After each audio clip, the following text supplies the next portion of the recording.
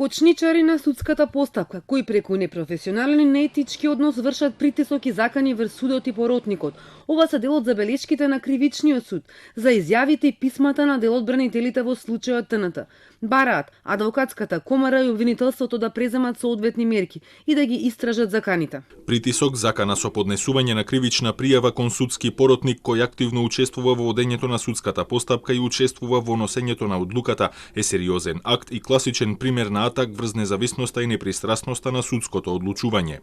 Како обид за обструкција на судењата, од судот го оценуваат и барањето на адвокатот Мерџан Даути за превод на сите списи на албански јазик. Откриваат дека Даути на многу други судења го користи македонскиот јазик и предупредуваат дека било каква отстапка од законот за кривична постапка во поглед на користењето на јазикот може да предизвика колапс во правосудниот систем. Судијата поротник ја врши својата функција се додека не биде разрешен од страна на судскиот совет. Освен законот за судови, таква и досегашната пракса за разрешување на судии и поротници одговараат од кривичен.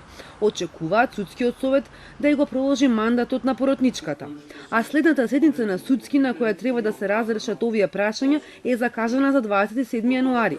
Од советот не отстапуваат од овој термин и покрај најавите на адвокатот Јовица Страшевски дека ќе добијат кривични пријави ако не ја расчистат оваа дилема со поротничката од ТНТ до 10 јануари. Ваквите негови изјави ги нарекоа закани и ги осудија.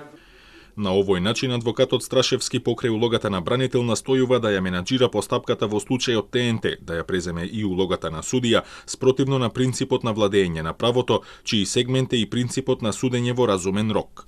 Експресен одговор стаса од адвокатот Страшевски. Неговите писма не биле закани, туку законски укажувања, но постави 15 прашања на председателот на кривичен Иван Џолев и го покани на телевизиски дуел. Кој ќе сноси одговорност што предметите Монструм, Талиреден, Тендери, Топлик и останатите ќе почнат да се судат од почеток, бидејќи при почетокот на овие рочишта двете поротнички имале наполнето 60 години, што е услов за престанок на нивниот мандат, тоест не смееле да бидат именувани. Укажувањата за незаконитости не се закани, реагираше и адвокатот Даути, но тврди, притисоци се правеле врз поротничката за да доаѓа на судењата со истечен мандат.